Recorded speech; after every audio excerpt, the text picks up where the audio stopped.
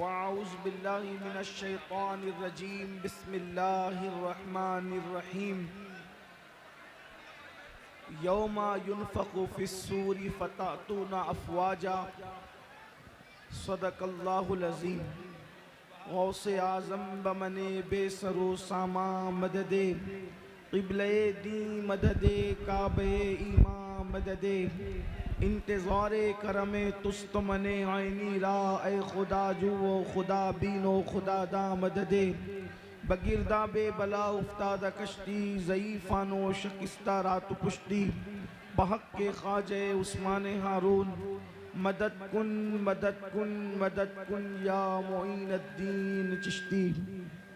मिंबर पर रौनक अफरोज़ फ़ख्र सादात बिरादर मुकर्रम पीर सैयद सलीम मियां साहब साबरी, बिरादर मुकर्रम हज़रत अल्लामा ज़ाहिद हुसैन साहब नूरी, वो जमी ज़वील एहतराम ज़वील एहतशाम बासफ़ा उलमाए किराम हाज़रीन महफ़िल पर्दा नशीन माओ और यारे इरम ताजदारे हरम नौबहारे शफ़ाअत शबे असरा के दूल्हा नौशे बज़्म जन्नत दानाए सुबुल मौलाए कुल ख़त्मुर रसूल खुसरवे खूबा सयाह लामका वजह कुन फ़काम दुर्रिल्लाहिल मकनून सिर्रिल्लाहिल मखज़ून आलिमे मा काना व मा यकून आबो गिले अम्बिया जानो दिले असफिया मतले हर सआदत मक्ते हर सियादत खुलासे कायनात फ़ख्र मौजूदात हुजूर मदे मुज्तबा मुहम्मद मुस्तफ़ा अरवाहुना फ़िदा सल्लल्लाहु ताला अलैहि व आलिहि व साहबिही व बारक वसल्लमा की बारगाह बेकस पनाह में जिस तरीके से पढ़ाऊँ सब मिलकर मेरे साथ पढ़ें। अस्सलातु वस्सलामु अलैका या रसूल अल्लाह, अस्सलातु वस्सलामु अलैका या नबी अल्लाह,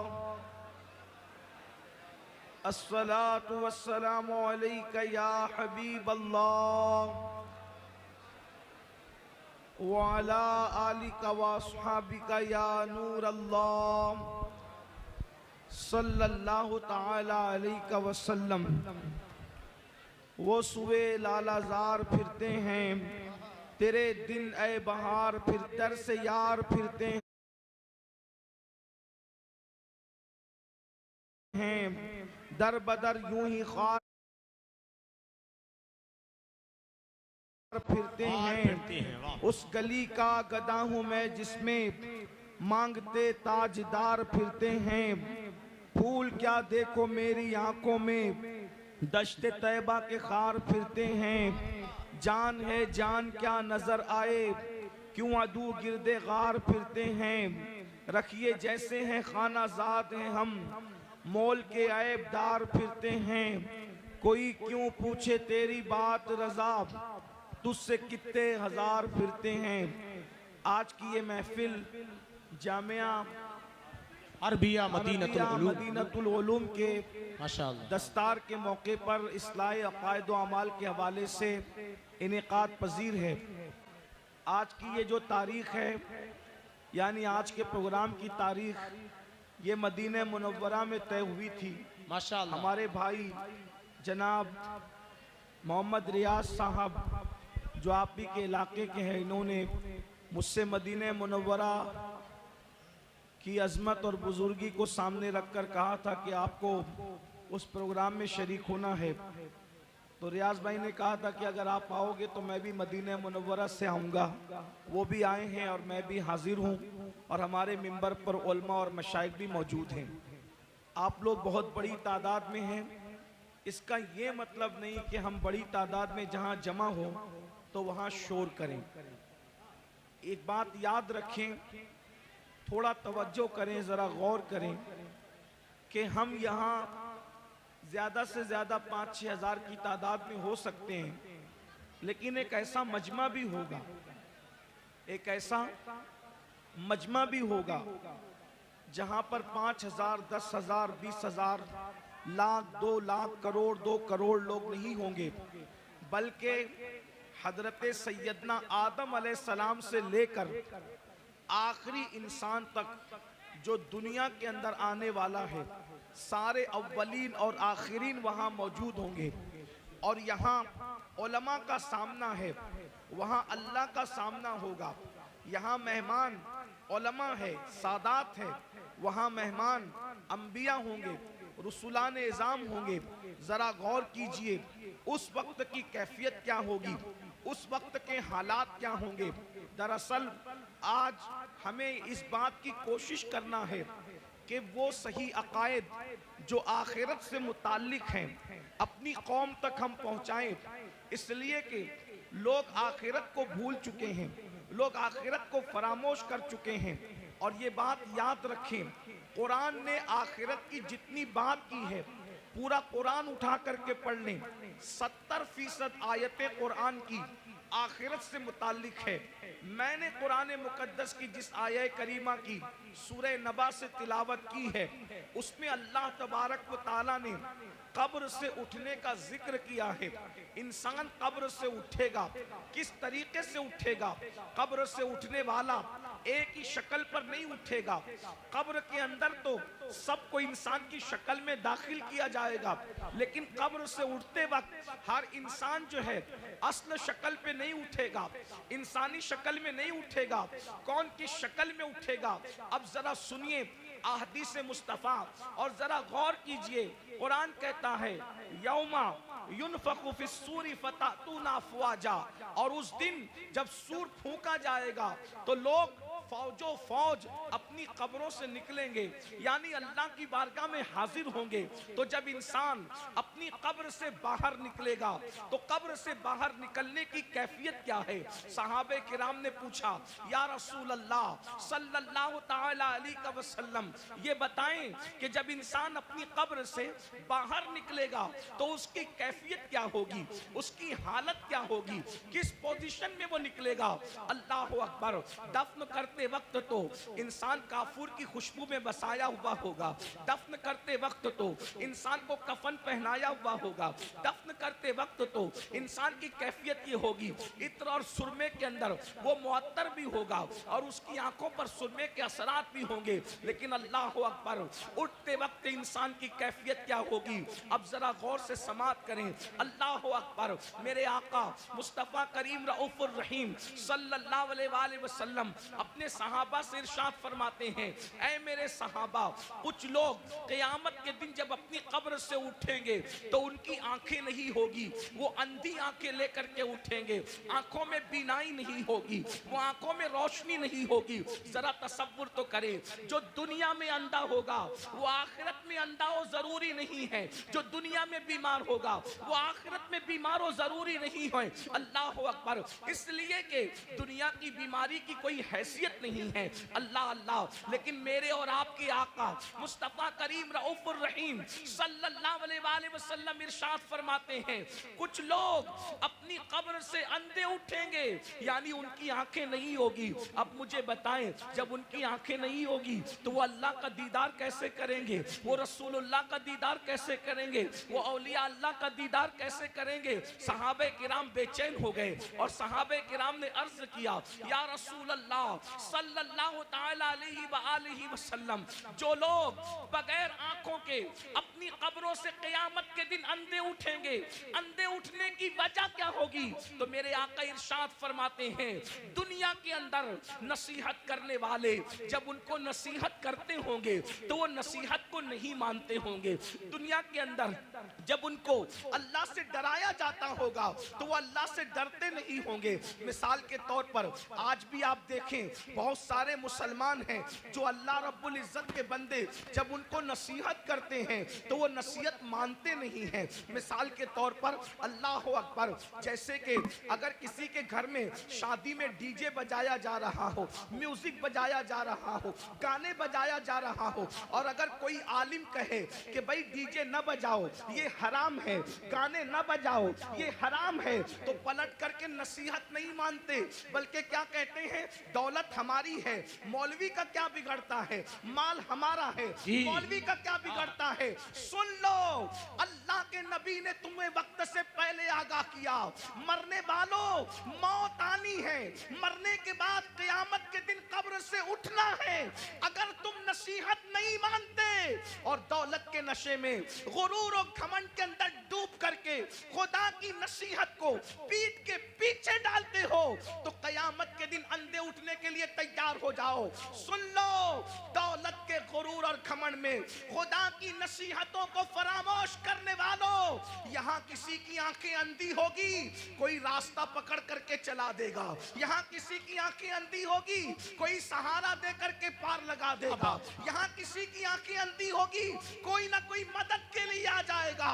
मगर क़यामत के दिन अल्लाह की नसीहतें न मानने की बुनियाद पर जब तुम्हें अल्लाह अंधा उठाएगा, न वहां लाठी होगी, न कोई सहारा होगा, न कोई मददगार होगा। अंदाजा फरमाए, क़यामत के दिन दफन होने के बाद अपनी अपनी कब्रों से उठना है। बोलो, नसीहत मानते हैं लोग? आजकल बहुत से लोग नसीहत नहीं मानते। और एक बात बताऊं, नसीहत मानना ये भी ईमान की अलामतों में से एक अलामत है। नसीहत मानना ईमान की निशानियों में से एक निशानी है। कुरान कहता है, वदक्किर फ़इन्न ज़िक्रा तनफ़उल मुमिनीन, कि नसीहत करो, कि नसीहत मोमिनीन को फायदा देती है। पता चला जो नसीहत कबूल करते हैं वो मोमिन लोग हैं, और जो नसीहत कबूल नहीं करते वो अपने बारे में खुद सोचें कि वो क्या है। इसलिए नसीहत कबूल करो। आज नसीहत कबूल नहीं की जाती। अगर किसी मुसलमान को कहो, भाई चेहरे से दाढ़ी मुंडाना ये यहूदियों का तरीका है, चेहरे से दाढ़ी मुंडाना ये मुशरिकीन का तरीका है, चेहरे से दाढ़ी मुंडाना ये अल्लाह रसूल के दुश्मनों का तरीका है, तो आज का मुसलमान कहता है, अरे मौलाना अगर मैं दाढ़ी रखूंगा तो कैसा लगूंगा, मेरी बीवी पता नहीं इजाजत देगी कि नहीं देगी। मैं पूछना चाहता हूं मेरे भाई, बीवी से प्यार जरूर करो, लेकिन बीवी शरीके हयात है, शरीके ममात नहीं है। जैसे ही रूह का रिश्ता जिस्म से टूट जाएगा, ये बीवी कब्र में नहीं आएगी। अल्लाह अकबर। लेकिन खुदा के अजाब में गिरफ्तार कर दिए जाओगे। तो पहली चीज, अल्लाह के सच्चे रसूल सादिक व मसदूक मुस्तफ़ा करीम रऊफुर रहीम सल्लल्लाहु अलैहि वसल्लम फरमाते हैं, जो नसीहत नहीं मानते, जो हक को कबूल नहीं करते, वो क़यामत के दिन अंधे उठाए जाएंगे। यहाँ एक बात का और इजाफा कर दूं, बहुत सी चीज़ों में नसीहत की जाती है। हराम काम न करो, बिदात न करो, खुराफात न करो, जराइम न करो, गुनाह न करो, बद मजहब गुस्ताख रसूल से दोस्ती न करो, उनसे रिश्तेदारी न करो। बहुत सी चीज़ें कही जाती हैं, लेकिन हमारी कौम नसीहत मानने के लिए तैयार नहीं है। फिर मेरे आका मुस्तफ़ा जान रहमत सल्लल्लाहु अलैहि वसल्लम इरशाद फरमाते हैं, दूसरा गिरोह जब कब्र से निकलेगा तो उनकी कैफियत क्या होगी। आका इरशाद फरमाते हैं, जब दूसरा ग्रुप, चूंकि कुरान कहता है फतअतूना अफवाजा, फौज फौज निकलेंगे लोग, यानी कब्रों से गिरो दर गिरो निकलेंगे। तो पहले ग्रुप का जिक्र आपने सुन लिया, अब दूसरे ग्रुप का जिक्र सुने। जो दूसरा ग्रुप कब्रों से निकलेगा उनकी कैफियत क्या होगी। दूसरे ग्रुप की कैफियत ये होगी, मेरे और तुम्हारे आका सच्चे रसूल सादिक व मसदूक मुस्तफ़ा जान रहमत सल्लल्लाहु अलैहि वसल्लम फरमाते हैं, लोग कब्रों से निकलेंगे तो ऐसे निकलेंगे जैसे उन पर किसी ने जादू कर दिया हो। हालांकि उस दिन कौन किस पे जादू करेगा। जैसे जादू जिस पे किया जाता है तो उसका चेहरा कैसे बेरौनक होता है, सूना सूना होता है, उसके चेहरे पर जो है हसासियत नहीं होती, उसका चेहरा जो है अल्लाह अकबर खूबसूरत नहीं लगता। बल्कि सिर्फ समझाने के लिए कह रहा हूँ, चेहरा मनहूस सा लगता है, डरावना सा लगता है।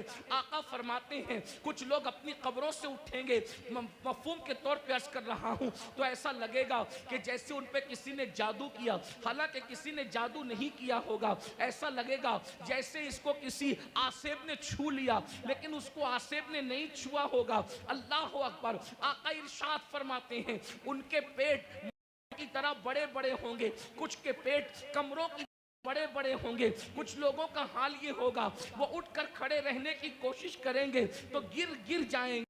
अल्लाह अकबर, उनके पैर छोटे होंगे, उनके हाथ छोटे होंगे और उनके पेट मटकों की तरह और कमरों की तरह बड़े बड़े होंगे। वो चलना चाहेंगे तो गिर जाएंगे। अल्लाह अकबर। सहाबे किराम ने अर्ज किया, या रसूल अल्लाह सल्लल्लाहु अलैहि वसल्लम, वो कौन लोग होंगे जिनकी हालत ये होगी, ऐसा लगेगा कि वो नशे में है मगर वो नशे में नहीं होंगे, ऐसा लगेगा वो जादू किए हुए हैं हालांकि उन पे जादू नहीं होगा, ऐसा लगेगा कि वो आसिफ ज़दा हैं हालांकि वो आसिफ में नहीं होंगे, उनके पेट कमरों की तरह, उनमें सांप और बिच्छू होंगे। सहाबे किराम ने पूछा तो आका फरमाते हैं, जिन लोगों ने दुनिया में सूद खाया होगा, जिन लोगों ने दुनिया में सूद के धंधे किए होंगे, वो इस हालत में उठेंगे कि वो चल नहीं सकेंगे। अल्लाह अकबर। वो चल नहीं सकेंगे। उनकी कैफियत ये होगी जैसे जानवरों को हाँक करके जंगल में चरवाहा लेकर के जाता है, वैसे जलील करके फरिश्ते उनको जानवरों की तरह हाँकते हुए मैदान महशर में लाएंगे। अल्लाह अकबर। जरा तसव्वुर तो करो, जरा गौर तो करो, उस दिन की जिल्लत क्या जिल्लत होगी, उस दिन की रुसवाई क्या रुसवाई होगी। आज इजी मनी के चक्कर में, शॉर्ट टाइम के अंदर तरक्की करने के चक्कर में इंसान ना हलाल देख रहा है ना हराम देख रहा है। मेरी कौम के जवानों, दौलत तो नचनियों को भी मिल जाती है, दौलत तो जिस्म बेचने वालों को भी मिल जाती है, दौलत तो चोरी करने वालों को भी मिल जाती है। अरे दौलत ही सब कुछ नहीं है, दौलत एक दिन खत्म होने वाली है, दुनिया एक दिन खत्म होने वाली है। यहां से लेकर क्या जाओगे? अरे हलाल कमाया हुआ जब साथ नहीं ले जाओगे तो हराम कमाया हुआ क्या साथ लेकर के जाओगे? जरा सोचो तो सही, जरा तसव्वुर तो करो। ये कोई मुकर्रिर नहीं कह रहा है, ये कोई जलसे का नाजिम नहीं कह रहा है, ये कोई मामूली इंसान नहीं कह रहा है, ये तुम्हारे और मेरे नबी फरमा रहे हैं। अल्लाह अकबर। लोग, सूदखोर लोग अपनी कब्रों से ऐसे उठेंगे जैसे वो नशे में है हालांकि वो नशे में नहीं होंगे, जैसे वो पागल है हालांकि इस तरीके से अल्लाह अकबर सूद को प्रमोट किया जा रहा है, ब्याज को प्रमोट किया जा रहा है। याद रखिए, शायद इसी दौर के लिए कहा गया था, जो सूद से बचने की कोशिश करेंगे सूद का गर्दो गुबार उन तक पहुंच करके रहेगा, सूद का गर्दो गुबार उन तक पहुंच करके रहेगा। आज ऐसा तो नहीं कि हम उसी दौर में जिंदगी गुजार रहे हैं। अल्लाह अकबर। सूद ले बात मुझे याद आई, आगे बढ़ने से पहले इस हदीस को मैं आगे बढ़ाऊं उससे पहले बीच में एक रिवायत याद आई। मेरे भाइयों जरा सोचो, जरा गौर करो। आपने अब तक ये सुना होगा, आपने अब तक ये सुना होगा, जब कोई बंदा हज के लिए जाए और सफर हज में मर जाए, अल्लाह अकबर, सफर हज में मरने वाले की शान क्या है? सफर हज में मरने वाले की शान क्या है? नंबर एक, जो हज करता है वो गुनाहों से ऐसे पाक हो जाता है जैसे अभी माँ के पेट से पैदा हुआ। हज करने वाले के सारे गुनाह बख्श दिए जाते हैं। हत्ता के हाजी की शान ये है कि हाजी 700 ऐसे लोगों की बख्शिश करवाएगा जिन पर जहन्नम वाजिब हो चुका होगा। हाजी की शान ये है। अल्लाह अकबर। लेकिन कोई हाजी बने तो सही, हाजी सब कहलाते हैं, हाजी है कितने? जो वाकई हाजी होगा वो 700 लोगों की बख्शिश कराएगा। हाजी का टाइटल पाना आसान है, हाजी बन जाना आसान नहीं है। अल्लाह अकबर। सुनो सुनो, गौर से सुनो, अल्लाह के बंदो तवज्जो से सुनो। अल्लाह अकबर। हज करने वाले की मगफिरत हो जाती है, हज करने वाले की बख्शिश हो जाती है। हज करने वाला 700 लोगों की शफाअत करेगा, वो शफी बनेगा, उसकी शफाअत कबूल की जाएगी। अल्लाह अकबर। और अगर कोई खुशनसीब सफर हज में मर जाए, सफर हज में मर जाए, तो जब तक दुनिया कायम रहेगी, जब तक चांद सूरज निकलते रहेंगे, जब तक अरफात के मैदान में हज होता रहेगा, जो सफर हज में मर गया, कयामत तक हर साल अल्लाह उसको हज करने का सवाब अता फरमाएगा।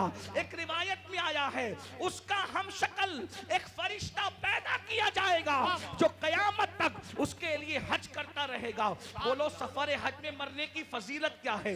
मगर अब सुनिए, दिल के कानों से सुनिए, जरा गौर से सुनिए। अल्लाह अकबर।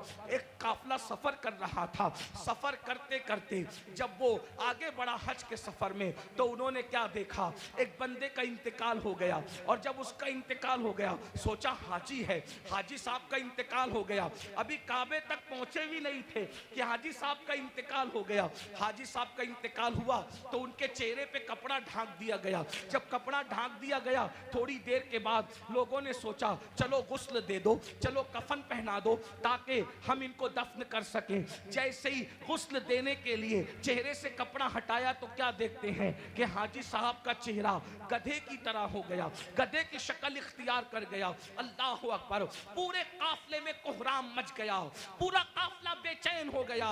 अरे सफर हज में मरना तो बड़ी सआदत की बात है, लेकिन सब रोने लगे, सब बेचैन होने लगे, दुआ करने लगे और दुआ करते थे, या अल्लाह तू किसी पे जुल्म तो नहीं करता, सफर हज में मरने वाला इसका चेहरा गधे की तरह हो गया। अल्लाह अकबर। तो किसी की आंख लगी तो ख्वाब में इरशाद फरमाया गया, तुम इसके गधे की तरह चेहरा होने पर अफसोस और ताज्जुब करते हो, ये नहीं पूछते कि इसका चेहरा सफर हज में भी आखिर गधे की तरह क्यों हो गया। जब पूछा गया तो बताया गया, ये सूद के पैसे से हज पे आया था और ये सूद का कारोबार करता था, इसलिए बतौर इबरत इसकी शक्ल को गधे की तरह कर दी गई। मेरे प्यारे आका अलैहिस्सलातु व तस्लीम के प्यारे दीवानों, दुनिया दुनिया दुनिया की मोहब्बत, दुनिया का माल, कुरान कहता है अल्हाकुमुत तकासुर हत्ता ज़ुरतुमुल मक़ाबिर, हलाक कर दिया तुमको माल की मोहब्बत ने, यहाँ तक कि तुम कब्रों के गढ़ों तक पहुंच गए। माल की मोहब्बत से निकलो। माल कमाना बुरा नहीं है, लेकिन माल की मोहब्बत में मजहब व मसलक का सौदा करना बुरा है, आखिरत को फरोख्त करना बुरा है। याद रखिए ये दुनिया है। एक बात मैं आपसे कहता हूं, आप बहुत अच्छे से सुन रहे हैं, 99% लोग अच्छे से सुन रहे हैं, 1% लोग अगर गड़बड़ कर रहे हैं, ये मैं उनके ईमान और अकीदे पे छोड़ता हूं, क्योंकि कुछ लोग ऐसे होते हैं जो अपने वजूद के होने की गवाही में चिल्लम चाट करते हैं, उन्हें करने दीजिए। मेरी तवज्जो 1% लोगों की तरफ नहीं, मेरी तवज्जो उन 99% खुशनसीबों की तरफ है जो अपनी आखिरत को बेहतर बनाने के लिए यहाँ बैठे हैं, जो अल्लाह की रजा के लिए यहाँ बैठे हैं। 1% लोगों में, चाहे जमीन पे बैठे लोग हों, चाहे मिंबर पे बैठे लोग हों, जो गड़बड़ करे उनको करने दीजिए। आप सुनिए, अब उस 1% में से भी 50% उसमें से भी इधर आ गए हैं और माशाल्लाह सब सुन रहे हैं। आधा % उसमें से अब लोग अगर कुछ हैं उनको करने दे वो जो कर रहे हैं, लेकिन गौर से सुनिए। एक बात आपसे कहता हूं, हम झूठ बोल के माल कमा लें, हम सूद के जरिए माल कमा लें, हम चोरी के जरिए माल कमा लें, किसी जरिए माल कमा लें, थोड़ा जरा गौर कीजिए। अगर हम पीवर हलाल के जरिए भी माल कमाएं तो मुझे बताइए माल किससे वफा करता है? जो हमसे वफा करेगा। एक बात याद रखना, माल जरूर कमाओ मगर माल के चक्कर में अल्लाह को मत भूलो। यही तो फिरौनियत है। देखो, मालदार फिरौन भी है, मालदार उस्माने गनी भी है, मालदार नमरूद भी है, मालदार सुलेमान अलैहिस्सलाम भी है, मालदार जो है वो कारून भी है और मालदार जुल्करनैन भी है। लेकिन फर्क क्या है? दोनों मालदारों की मुजम्मत नहीं है। सैयदना उस्माने गनी को माल के बदले में जन्नत बेची गई है। अगर माल बुरा होता तो उस्माने गनी की भी बुराई की जाती माज़अल्लाह माल की बुनियाद पर, लेकिन कोई उस्माने गनी की बुराई नहीं करता। अल्लाह अकबर। कारून की बुराई होती है, उस्मान की बुराई नहीं होती। वजह, माल ने कारून को अल्लाह का बाकी बना दिया और माल ने उस्माने गनी को जन्नती बना दिया। माल बुरा नहीं है, माल का इस्तेमाल बुरा है। क्या हुकूमत मिली, नमरूद बिगड़ गया। हुकूमत मिली, सुलेमान अलैहिस्सलाम को हुकूमत ने नहीं बिगाड़ा, बल्कि जब भी नेमत मिलती है तो सुलेमान अलैहिस्सलाम कहते हैं कि सुबहान रब्बियल आला। नमरूद कहता है अना रब्बुकुमुल आला और सुलेमान कहते हैं सुबहान रब्बियल आला। माल बुरा नहीं है, माल के चक्कर में अल्लाह को भूल जाना बुरा है। अब आपसे पूछता हूं, कितने ही मालदार हैं हम? थोड़ा गौर, मिंबर वाले भी गौर।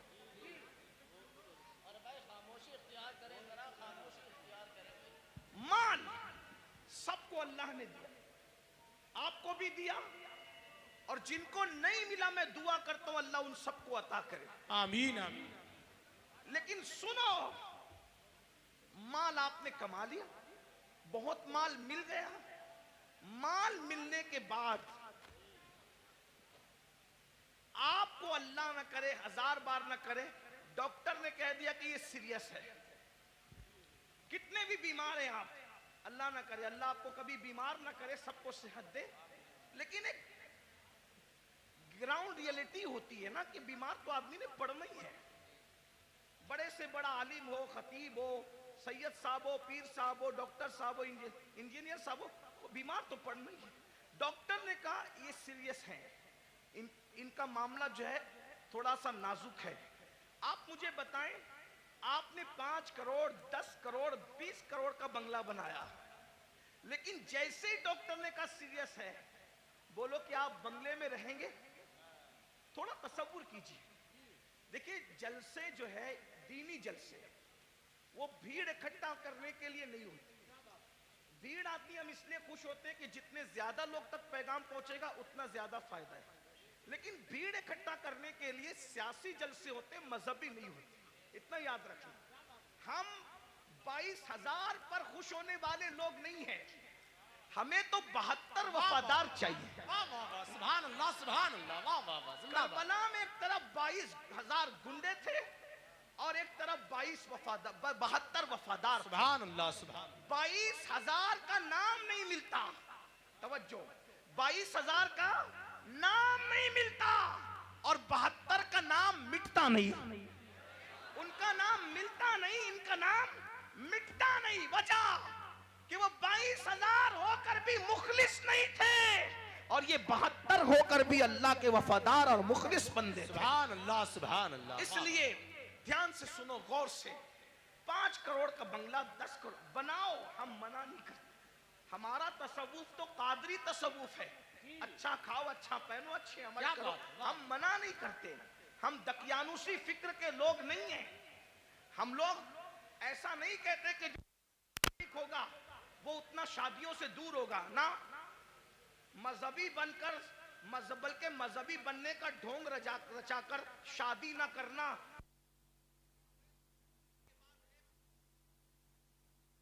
मजहबियत है। ये कौन सी मजहबियत? हमारा मजहब तो ये, जब मजहब की जान मोहम्मदुर रसूलुल्लाह निकाह करते हैं तो निकाह करना ये मजहब के खिलाफ नहीं है, बल्कि निकाह करना ये तो मजहब का हिस्सा है। अल्लाह अल्लाह सुभान अल्लाह सुभान अल्लाह। अपना मजहब इतना अजीम मजहब है, इंजॉय के सारे रास्ते बताता है, बस ये कहता है हराम न करना। जैसे तवज्जो करें, दूसरे लोगों का हाल, दूसरों से मुराद कोई टारगेट पे नहीं है, लेकिन आप ढूंढे गूगल पे वो दूसरे कौन है, थोड़ा आप भी अपनी जिम्मेदारी निभाएं। ऐसा नहीं कि इंटरनेट पर सिर्फ फिल्में ही देखें, इंटरनेट पे जरा ऐसे लोगों को भी तो सर्च करो जिनको लोग ढूंढ रहे हैं। कुछ वो कहा वो किसी का फरसूदा मजहब होगा जिसमें सैर फिल अर्द, जमीन की सैर करो, बल्कि सैर भी हमारे यहाँ सुन्नत है। क्यों? इसलिए कि जब हमारा नबी सैर करता है, तवज्जो, हमारा नबी सैर करता है, और कैसी सैर, जिसकी सैर को कुरान यूं बयान करता है, सुब्हानल्लज़ी अस्रा बिअब्दिही लैलन मिनल मस्जिदिल हराम इलल मस्जिदिल अक्सा अल्लज़ी बारकना हौलहू लिनुरियहू मिन आयातिना इन्नहू हुवस समीउल बसीर। अल्लाहु अकबर। जब नबी ने सैर की है तो उम्मती सैर क्यों ना करे? लेकिन सैर बता दी गई जी। जब सैर करने जाओ तो पाप न करो। क्या बात, वाह वाह वाह वाह वाह, बहुत अच्छा हज़रत। सैर करने जाओ तो शराब न पियो। सुभान अल्लाह। सैर करने जाओ तो औरतों पर पाप की नजरें न डालो। हम भी सैर करते हैं, रसूलुल्लाह ने भी सैर की। जब हुजूर पहुंचे मस्जिद अक्सा तो अल्लाह ने उनकी मेहमानी की, माशाअल्लाह। हुजूर के सामने 2 चीजें आई, अलग अलग रिवायत है, मौके की मुनासिबत से 2 चीजें पढ़ रहा हूं, 3 का भी जिक्र है। हुजूर के सामने 2 चीजें आई, शराब भी रखा गया, दूध भी रखा गया। तवज्जो जी। सैर है, सैर में अल्लाह की तरफ से बतौर इम्तिहान शराब भी रखा गया, दूध भी रखा गया। दोनों में से जो चाहो पियो। इसलिए कि आदमी जब सैर के लिए निकलता है तो अपनी मौज में होता है। आदमी जब हुजूर के लिए नहीं कह रहा हूं, मैं जनरल बात कर रहा हूं, सैर के लिए निकलता है अपनी कैफियत में होता है, सैर के लिए निकलता है अपने अंदाज में होता है। सैर में अच्छे अच्छों को पहचान सकते हो कि कौन कितना मुत्तकी है। आम सफर में पहचान में आ जाते हैं तो सैर में तो और पहचान में आते हैं। जब हुजूर के सामने रखा गया दूध और शराब, हुजूर ने शराब नहीं पिया, हुजूर ने दूध पिया। हुजूर ने दूध पिया। जिब्रील ने कहा हुजूर आपने अच्छा किया, शराब नहीं पिया। अगर शराब पी लेते तो आपकी पूरी उम्मत गुमराह हो जाती। उस सैर में नबी ने शराब नहीं पिया, दूध पिया। बता दिया मेरे उम्मतियों, हम सैर के लिए निकले, शराब छोड़कर दूध पिया। तुम भी निकलना, शराब को हाथ मत लगाना, दूध पियो तो जायज है, शराब पीने की इजाजत नहीं है। हुजूर ने नारे तकबीर, नारे रिसालत, मसलके आला हजरत, जामिया अरबिया मदीनतुल उलूम, जश्ने दस्तार बंदी। वाह वाह वाह, सुभान। सैर करने के लिए गोवा जाओ, मना नहीं है। समुंदर देखना, दाएं बाएं नहीं देखना। ये भी हमारे नबी की सैर में हुजूर जा रहे थे मस्जिद अक्सा, हुजूर जा रहे थे मस्जिद अक्सा। एक ने कहा मेरी तरफ देखें, मैं बतौर मफहूम पेश कर रहा हूं, उलमा जान रहे मैं कहां से पढ़ रहा हूं। मेरी तरफ देखें, हुजूर ने नहीं देखा। दूसरे ने कहा मेरी तरफ देखें, हुजूर ने नहीं देखा। तीसरे ने कहा मेरी तरफ देखें, नहीं देखा। हुजूर सैर तो कर रहे हैं मगर साथ वो निगाह जिसके बारे में मेरे इमाम कहते हैं, नीची आंखों की शर्म और हया पे दुरूद, ऊंची बीनी की रिफत पे लाखों सलाम। अल्लाह अकबर। तालीम उम्मत के लिए सैर भी हो रही है, नजर नहीं भटक रही है, नजर अपने मकसद पे लगी हुई है। जब मस्जिद अक्सा पहुंचे तो जिब्रील ने कहा या रसूलल्लाह आपने अच्छा किया, आपने उस बुढ़ी को नहीं देखा है, उस बुढ़िया को नहीं देखा। वो बुढ़िया जानते हैं जो बन सवर का सच सवर के आई थी कौन थी? आपने नहीं देखा ना उस बुढ़ी को? हुजूर ने मैं नहीं देखा। अब वो कौन थी? कौन थी? वो दुनिया थी। दुनिया दुनिया बुढ़ी हो गई है, बन संवर कर आई है बुढ़ी, आपने नहीं देखा। अगर आप उसकी तरफ मुतवज्जे होते, अगर आप उसकी तरफ मुतवज्जे होते तो आपकी उम्मत दुनियादार हो जाती। फिर किसी ने कहा मेरी तरफ देखें, वो यहूदियों का दाई था, अगर आप उसकी तरफ देखते आपकी उम्मत यहूदी हो जाती। वो ईसाइयों का दाई था, जिसने मुतवज्जे किया, आप उसकी तरफ मुतवज्जे होते आपकी उम्मत ईसाई हो जाती। वो मजूसियों का दाई था, आप उसकी तरफ मुतवज्जे होते आपकी उम्मत आतिश परस्त हो जाती। लेकिन आपने किसी की तरफ नहीं देखा। तो भाइयों, हमारे मजहब में सैर करना मना नहीं है, बल्कि सैर के दरमियान जो हराम काम करते हो वो मना है। गाने सुनते हो वो मना है, हराम काम करते हो वो मना है। इस्लाम कहता है एंजॉय करो, हराम काम मत करो। मैं बार बार इस पे कह चुका हूं। उस्मान गनी मालदार हैं, अपने माल की बुनियाद पे 2 बार जन्नत खरीदी, और हजरत उस्मान ने ऐसी जन्नत खरीदी कि अल्लाह के रसूल ने यहां तक कह दिया आज के बाद उस्मान कुछ भी कर ले वो जन्नत ही में दाखिल होगा। अल्लाह अल्लाह, सुभान अल्लाह, सुभान। ये माल की बरकत है। तो माल अगर मस्जिद में दो सुभान अल्लाह, मदरसे में दो सुभान अल्लाह, माँ बाप पे खर्च करो सुभान अल्लाह, भाई बहनों पे खर्च करो सुभान अल्लाह, गरीब यतीम मिस्किनों पे खर्च करो सुभान अल्लाह। लेकिन अगर माल की वजह से अल्लाह को भूल जाओ, फिरौनी सोच हो, नमरूदी सोच हो, कारूनी सोच हो। अब थोड़ा गौर करो, मैं जो कह रहा था, माहौल बन चुका, थोड़ा सुन ले। अच्छा माहौल बन गया, थोड़ा सुन ले, सुनने का माहौल बन गया। हाँ, एक तकरीर के बाद हमारे भाई हजरत अल्लामा जाहिद हुसैन साहब कह रहे थे कि तेरा ही हौसला है कि इतनी चीख चिल्लाट में तू बोलता है। तो मैंने कहा मैं क्या बोलूं, इसलिए कि मैं तो एक ही के लिए बोलता हूं। मजमा सैकड़ों का हो, हजारों का हो, और शुक्र के तौर पे लाखों के मजमे में भी मैंने बोला है, बोलता हूं, लेकिन बोलता हूं एक ही के लिए, बस एक ही के लिए। तुम कितना ही शोर कर लो, उस एक तक मेरी आवाज पहुंचने से कोई नहीं रोक सकता।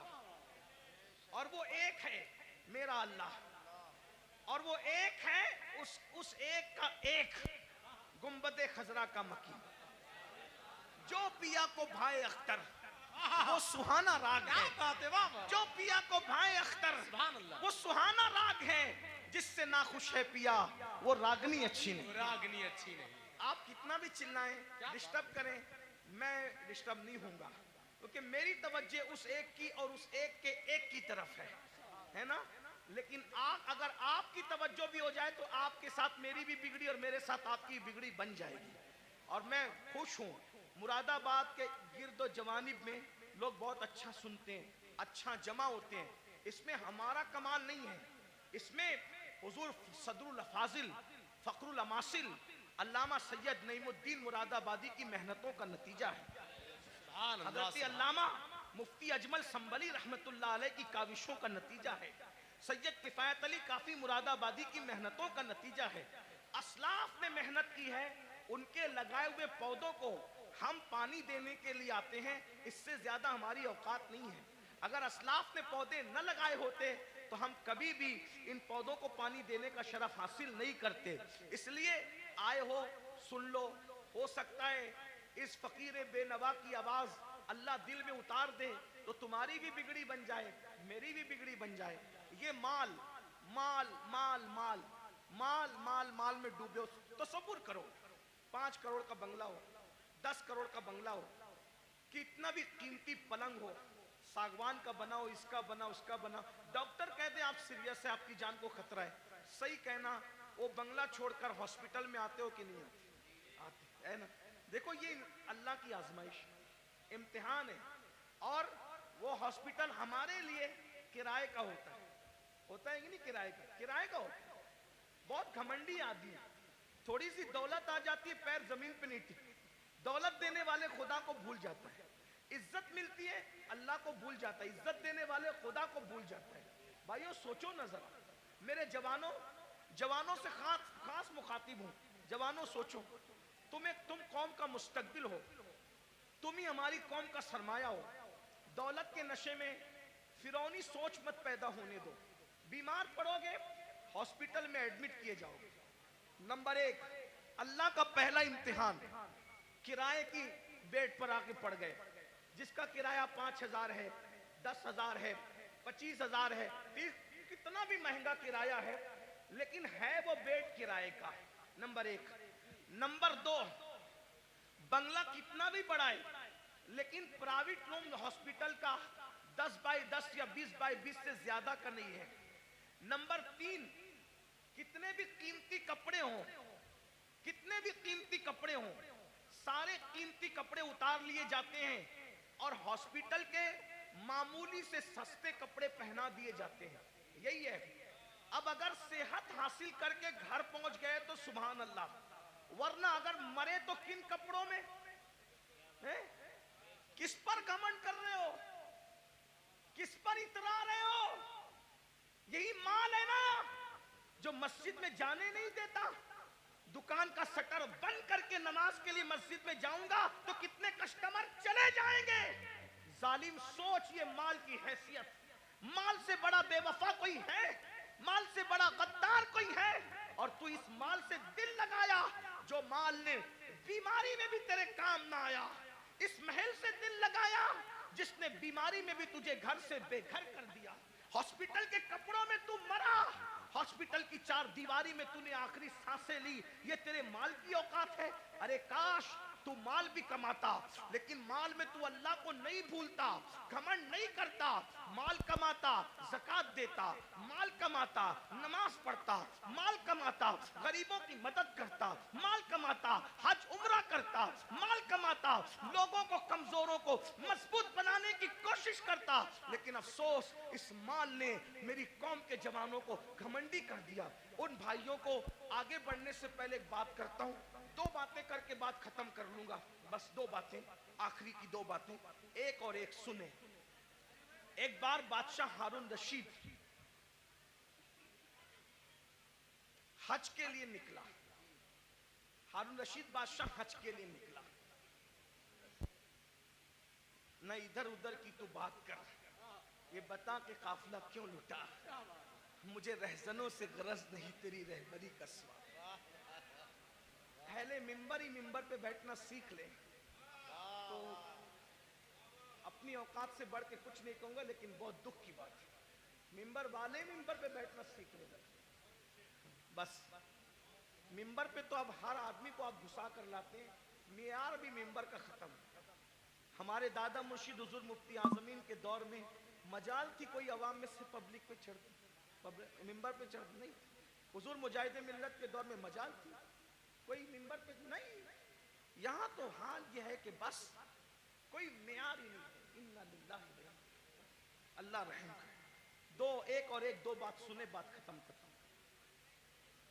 हारून रशीद जैसा बादशाह, वो सिर्फ करोड़पति अरबपति फैक्ट्री और जो है वो कारखानों का मालिक नहीं था, मुरादाबादी बर्तनों की फैक्ट्री उसकी नहीं थी, बल्कि वो इतना बड़ा बादशाह था कि वो बादलों को कहता था, बादलों को, ए बादलों जहां चाहो बरस जाओ, जहां चाहो बरस जाओ, तुम जहां बरसोगे मेरी ही हुकूमत होगी। इतना बड़ा हुकूमत का मालिक वो हारून रशीद। हज के लिए जब निकला ना वो, ये सब लोग जो डिंग डांग करते हैं ना, ये दुनिया के हुक्मरान, उसके सामने कुछ भी नहीं है। ये 25 लोग हैं, मैं किसी का नाम नहीं ले रहा हूं, बच्चे हैं। उसको देखो, ये ग्रीन कालीन, ये रेड कालीन कितना इतराते हैं। फ्लाइट से लेकर के अगर एयरपोर्ट के दरवाजे तक हुक्मरानों को मिल जाए तो। हारून रशीद, गौर कीजिए, तारीख है, तारीख। कितना मालदार होगा वो बादशाह कि बगदाद से जब हज को चला है तो बगदाद शरीफ से लेके मक्का शरीफ तक उसके लिए कालीन बिछाया गया। गौर करें, इतना मालदार आपके मुरादाबाद में, अपने इंडिया में कोई नहीं होगा। इंडिया में क्या, सऊदी में भी कोई नहीं होगा, बर्तानिया और अमेरिका में भी कोई नहीं होगा। आप घमंड मत कीजिए, हमसे मालदार लोग गुजर चुके हैं। उसका हज कितना कर्रो फर वाला था, कितना कर्रो फर वाला था। मैं अभी बेअदबी नहीं कर रहा हूं, लेकिन इबरत के लिए बता रहा हूं, तवज्जो करना। इतना बड़ा कर्रो फर वाला आदमी मक्के शरीफ तक कालीन बिछा उसके लिए कि कहीं बादशाह का पैर जमीन पे न पड़े। रास्ते में उसको मिल गया अहलुल बैत का दीवाना, जिसे दुनिया कहती है बहलूल दाना। वो दीवाना मिला बहलूल। ओ बहलूल ने कहा, ओ हारून किधर जा रहा है? तो दीवाना ही था। सब लोग उसको खलीफा, बादशाह, अड़गम जड़गम कहते थे, लेकिन दीवाने लोग किसी को खातिर में नहीं लाते, और जो खातिर में लाते हैं वो दीवाने नहीं होते हैं। याद रखना, जो खातिर में लाते वो दीवाने नहीं होते, जो दीवाने होते किसी को खातिर। भाई तू वजीर होगा अपने घर का, मैं तो दीवाना हूं। तू बादशाह होगा अपने घर का, मैं तो दीवाना हूं। मेरे भाई, दुनिया का दीवाना किसी को खातिर में नहीं लाता। तुम कैसे आशिके रसूल हो कि तुम लोगों को खातिर में लाने लगे हो? इश्क की एक्टिंग तो नहीं कर रहे हो? जो आशिक होगा दौलत को भी खातिर में नहीं लाता, दौलतमंदों को भी नहीं लाता, बादशाही को भी नहीं लाता, बादशाहों को भी नहीं लाता। उसके नजदीक कोई कुछ नहीं है, उसके नजदीक सिर्फ महबूब महबूब है, बस महबूब महबूब है। हमें महबूब से प्यार ही कितना है भाइयों। बहरहाल दूर ना निकले बात। ओ हारून किधर जा रहा है? बादशाह को छेड़ा उसने, बहलूल ने। हारून ने कहा, हज को जा रहा हूं। अच्छा, लोगों का खून पी के हज को जा रहा है? बहुत खून पिए हो है ना, आप भी बहुत खून पियो। बहन का खून पिया, हिस्सा दबाया, हज को जा रहे हो हैं? हाजी साहब हज को जा रहे हैं, कहां? बहन का हिस्सा मार के। वाह भाई वाह, क्या हाजा है। भाई का हिस्सा दबा के हाजी साहब हज को जा रहे हैं, मस्जिद बना रहे, पूरी मस्जिद बनाई। स्टेज से ऐलान हुआ, मुखय्यरे कौम व मिल्लत, इन्होंने मस्जिद बनाई, इनके लिए अल्लाह ने महल बनाया। पता चला कि भाई का हक अभी तक नहीं दिया। मस्जिद बनाना फर्ज न था, भाई का हिस्सा देना फर्ज था, है ना? हर साल हज करना फर्ज न था, बहन का हिस्सा देना फर्ज था। दबा रहे हो, खूब दबा रहे हो, दबा लो, खून चूस रहे हो। खून पीने वालों, ओ लोगों का खून पीने वालों, खून पी रहे हो, खून। मेरे मुर्शिद हुजूर गौस पाक कहते थे, दिन भर रमजान शरीफ में पानी नहीं पीते, शरबत नहीं पीते, खाना नहीं खाते, और इफ्तार करते हो तो लोगों के खून से करते हो। आप में की भी बहुत सारे लोग खून से इफ्तार करते, खून से। रूह अफ़ज़ा नहीं पीते, खून पीते हो, खून, खून पीते हो। खजूर नहीं खाते, मक्के मदीने मुनव्वरा की, खून से इफ्तार करते हो। वो कैसे? सबके हाथ में खजूर तो नजर आती है, मगर वो खजूर नहीं होती, वो खून होता है। क्यों? अगर आपने झूठ बोलकर किसी को धोखा देके माल कमाया था और उससे खजूर खरीदी थी, दिखने को तो खजूर थी, मगर वो लोगों का खून था।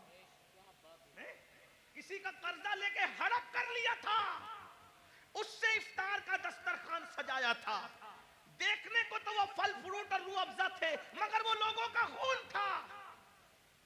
कब तक लोगों के खून से इफ्तारी करोगे? कब तक लोगों के खून से इफ्तारी करोगे? भूखे प्यासे रहने के सिवा कुछ नहीं मिलने वाला। गौस पाक फरमाते थे, लोगों के खून से इफ्तारी करते, हराम माल से इफ्तार, सूद से इफ्तारी करने वाले लोगों के खून से इफ्तारी करता है। यहां मैं मुसलमानों को कह दूं, मेरे भाइयों, नमक से इफ्तार कर लेना, नमक से, मगर किसी हराम के दस्तरखान पे कभी इफ्तारी करने मत जाना।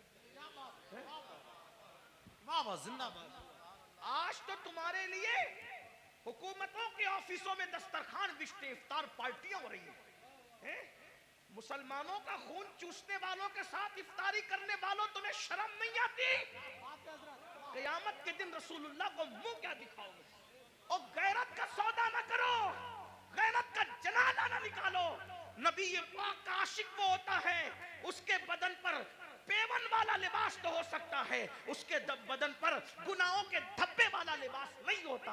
गैरत सीखो, गैरत। इकबाल ने कहा था, ऐ ताहिरे लाहौती, उस रिस्क से मौत अच्छी जिस रिस्क से आती हो परवाज में पहुंचाए। क्या बात हजरत, जिंदाबाद जिंदाबाद, वाह वाह वाह। बहरहाल हारून से बहलूल ने कहा, मैं बहलूल की बात नकल कर रहा हूं, हारून की कोई तौहीन नहीं करो। अगर कोई हारून का चाहने वाला हो तो प्लीज वो मेरे ऊपर कोई इल्जाम नहीं। मैं सिर्फ हारून की बात इबरत के, और जो बात इबरत के तौर पे कही जाती है कोई बेहतरी नहीं।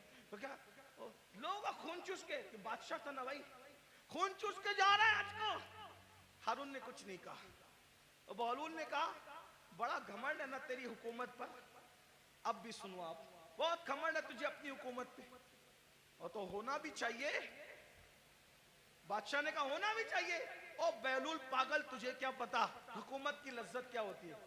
पर मैं तेरी हुकूमत की हैसियत मेरे नजदीक एक गिलास पानी से ज्यादा भी नहीं है, गिलास भर पानी से ज्यादा नहीं है तेरी हुकूमत की कीमत।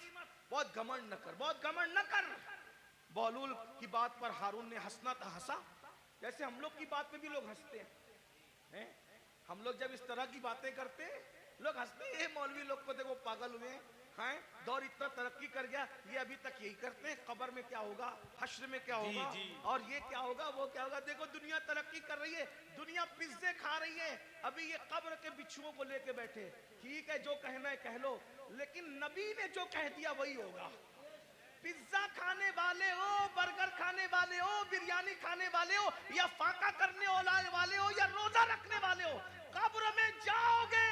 जिसके लिए नबी ने जो कह दिया सो वही हो करके रहेगा। मौजिज़ा मेरे नबी का कह दिया तो हो गया, आपने कतरे को दरिया कह दिया तो हो गया। तुम्हारे मुंह से जो निकली वो बात हो के रही, उन्होंने जो कहा वो हो करके रहेगा। और बहलूल ने कहा, तेरी हुकूमत की कीमत एक गिलास पानी से ज्यादा की नहीं है, बड़ा घमंड मत कर, इतरा मत। उसने कहा एक गिलास पानी कहाँ? कहा ये बता। हारून को कहा, बता, अगर तू रास्ता भटक जाए तो सफर में जाना हज के, रास्ता भटक जाए, खाना पीना खत्म हो जाए, तेरे सारे चमचे वमचे बिखर जाए, तू अकेला पड़ा रहे, पानी ना मिले, खाना ना मिले, मरने के करीब आ जाए, और उस वक्त तेरे पास कोई आगे कहे कि हारून मैं तुझे एक गिलास पानी पिलाऊंगा, बोल कितने में खरीदेगा? बोल कितने में खरीदेगा एक गिलास पानी? वो पानी पिलाने वाला बोलेगा, मैं आधी हुकूमत दे मांगता हूं तुझसे और एक गिलास पानी तुझे देता हूं, बोल खरीदेगा कि नहीं खरीदेगा? हारून ने कहा ओ पगले बहलूल, जान है तो जहान है, अगर मर गया तो कहां हुकूमत में रहेगी और क्या क्या रहेगा। तो मैं एक गिलास पानी को आधी हुकूमत दे के खरीद लूंगा, क्योंकि भाई आधी दे के खरीदा, आधी तो बची, आधी से तो लुत्फ उठाऊंगा। का वो गिलास भर पानी पिया ही था कि पेशाब लगी आधे घंटे 2 घंटे के बाद, और पेशाब लगी, अब पेशाब निकल नहीं है बाहर, लगी तो है, प्रेशर तो आ रहा है, बाहर निकलती नहीं पेशाब। ऐसे में कोई आकर कहे मैं ऐसा नुस्खा जानता हूं, अगर वो चुटकी तुझे खिला दूं तो अभी पेशाब हो, लेकिन वो नुस्खा जो चुटकी भर खिला करके तुझे पेशाब करवाना है, आधी हुकूमत देगा तो मैं वो नुस्खा तुझे दूंगा, वरना नहीं दूंगा। बोल, पेशाब करने के लिए वो आधी हुकूमत दे के नुस्खा लेगा कि नहीं लेगा? कहा बिल्कुल लूंगा, क्योंकि जान है तो जान है, इसलिए कि हुकूमत ना रहेगी, जिंदगी तो रहेगी। तो कहा अल्लाह से डर, जिस हुकूमत की कीमत एक गिलास पानी नहीं, उसको तू इतना चाहता है कि अल्लाह को भूल गया है। बताओ, हारून रशीद की कब्र पर कितने लोग जाते हैं फातिहा करने? कितने लोग हारून रशीद के नाम पे न्यास करते हैं? हारून रशीद के नाम पे कितने लोग जलसा करते हैं? कितने लोग जुलूस करते हैं? वो है, कितने लोग उसकी मुरीदी का ऐलान करते हैं? बादशाह था, बादशाह, इतना बड़ा बादशाह कि बादलों को कहता था जहां जाओगे जा करके बरस जाओ, मेरी हुकूमत होगी। लेकिन ना नाम है, ना अल्लाह में कोई दुआ करने वाला है, ना कोई नाम लेने वाला है, ना कोई तारीफ करने वाला है। अल्लाह अकबर। फिर कह रहा हूं, तौहीन के तौर पे नहीं, इबरत के तौर पे कह रहा हूं, है कोई उसके नाम का जलसा जुलूस करने वाला? नहीं नहीं नहीं। बताओ, जब इतने बड़े बादशाह का कोई नाम लेवा नहीं है, जबकि उसकी जिंदगी में कुछ तकवा भी नजर आता है, लेकिन अल्लाह अकबर, उस मर्द कलंदर को देखो जो मदीने मुनव्वरा से एक लिबास पहन कर आया था और पूरी जिंदगी उस पे गुजार दिया और 90 लाख को ईमान की दौलत अता कर दी। 800 साल से ज्यादा का अरसा गुजर रहा है, हिंदुस्तान में कोई कोना ऐसा नहीं है कि रोजाना गरीब नवाज को खिराज अकीदत न पेश किया जाता। नारे तकबीर, नारे रिसालत, उनके नाम फैजाने ख्वाजा गरीब नवाज मसलके आला हजरत, उनके नाम के डंके न बजाए, ये हमारे लिए इबरत है। इसलिए दौलत के नशे में अल्लाह को मत भूलो। तो आका अलैहिस्सलाम फरमाते हैं, दूसरा गुरोह जो अपनी कब्र से निकलेगा तो उनका हाल क्या होगा? वो पागलों जैसे दिखेंगे, पागल नहीं होंगे, आसिफ ज़दा दिखेंगे, आसिफ। और आखिरी बात इस उन्वान की, आका फरमाते तीसरा ग्रुप जब अपनी कब्र से निकलेगा तो वो जर्रे बेमिकदार से भी कम होगा। एक तो जर्रा होता है और जर्रे में जर्रे बेमिकदार से भी कम होगा। उनकी शक्लें तो इंसानों जैसी होगी, लेकिन वो बिल्कुल बारीक से जर्रे जर्रे दिखाई देंगे। अल्लाह की कुदरत, बारीक बारीक जर्रे दिखाई देंगे, वो बारीक बारीक जर्रे। और जानवर उनको कुचलेंगे मैदान महशर में, और इंसान उनको पैरों तले कुचलेंगे मैदान महशर में।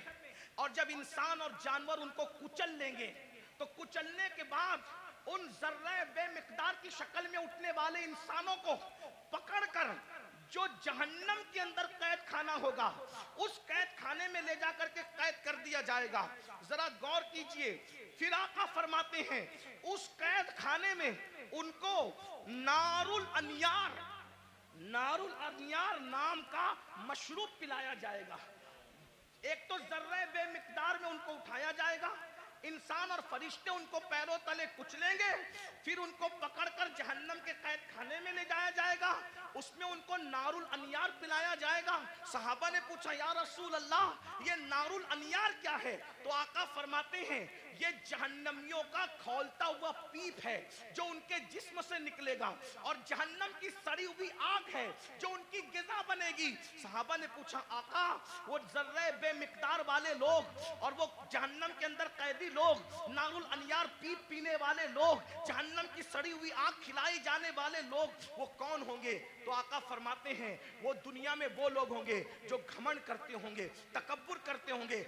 मैं पढ़ा लिखे का बेटा, इल्म पर घमंड करने वाले, पल पे घमंड करने वाले।